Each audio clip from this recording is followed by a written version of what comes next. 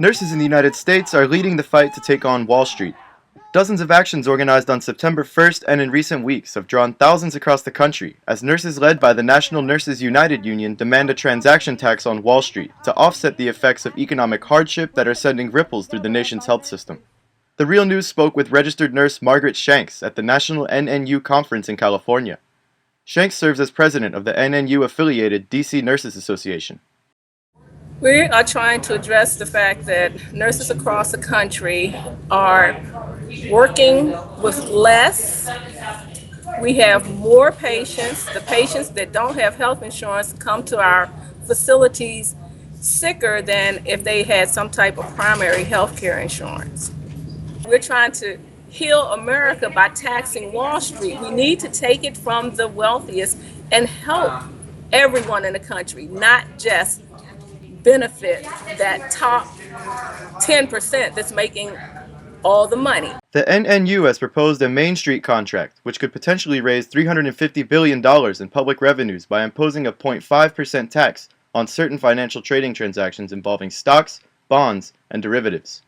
Many other countries already impose similar taxes, and nurses are also calling for living wage jobs, access to quality public education, guaranteed health care, secure retirement, fair housing, and safe environmental standards, which are all factors they see as contributing to a worsening public health crisis. We are trying to form a contract with the American people, and the basis of that is if we were to tax the Wall Street transactions, which is what we're putting forward, we could raise enough money to put back into our economy so that everyday working people can have decent jobs, quality education, a secure retirement, food on the table. These are the things that we see as nurses when people come to our ERs or to our facilities, that they are lacking basic services because they can't afford it. Poverty levels in the United States recently climbed to their highest levels in 17 years, as 15.1% of Americans found themselves living below the poverty line, with millions of single mothers and children hit especially hard in the wake of a worsening economic crisis. The number of uninsured Americans also surged to its highest level since the passage of Medicaid and Medicare over 45 years ago, with nearly 50 million people living without health coverage. Nurse Shanks says that the increased strain on working families to make ends meet only further contributes to health problems that nurses are experiencing with greater frequency in hospitals across the country. Stress makes things not go well with the body. You can't eat properly because you can't afford to buy the nutritious foods that you need. You can't feed your children, so your stress level goes up even further. Your blood pressure goes up, you're having cardiac problems, everything that the body needs and you can't provide, eventually it takes its toll. So the patients are foregoing taking medications, they can't afford to buy them. They need them, they need to go to their doctors. They can't go to their primary care doctors because they increase your copay. So things that you could do for yourself, you have to think about it, because am I going to pay the health insurance, the copay, and go see the doctor, or am I going to try to buy some food to put on the table to try and keep a roof over my head?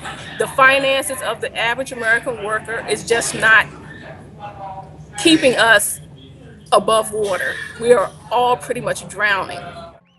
Many nurses participating in the actions see worsening health indicators and a decline in the quality of health services as tied to broader processes of privatization and budget cuts.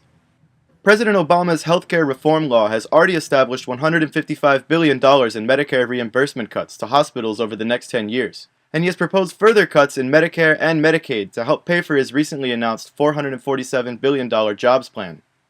Workers in the health services sector are seeing an increase in the closure of public hospitals as both private, nonprofit, and for-profit hospitals continue to expand. The larger corporations that own these hospitals, they are benefiting. Their profit margin is through the ceiling. So they are already making benefits, and they're profiting on a sick America. By privatizing hospitals, they make the money. They control the dollars and cents. Medicare is one of the programs that, will help the poor people, but when you privatize, then you still have to come up with co-pays You have to pay for your medications. You don't receive the assistance of a public system. Most of the country needs that public assistance just to make ends meet in their day-to-day lives. Nurses are not only feeling the pressure of unsafe nurse-to-patient ratios and other side effects of budget cuts, they are also facing threats to their benefits and pay packages. A number of strikes have already been held this year, and nurses declare that there will be more if fair contracts are not negotiated with management.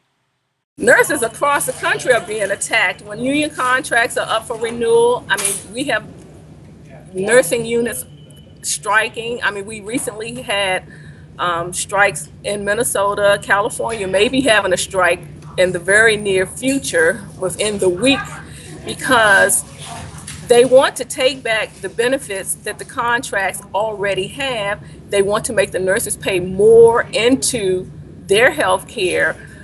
And when they attack and try to take away our benefits that we've worked hard to get, it makes it harder on the profession to draw other people in. The nurses have vowed to continue organizing demonstrations as part of their pledge to heal America and tax Wall Street. They're becoming a more visible leading voice in the growing movement to hold Wall Street accountable to an increasingly frustrated and struggling American public. This is David Doherty with the Real News Network.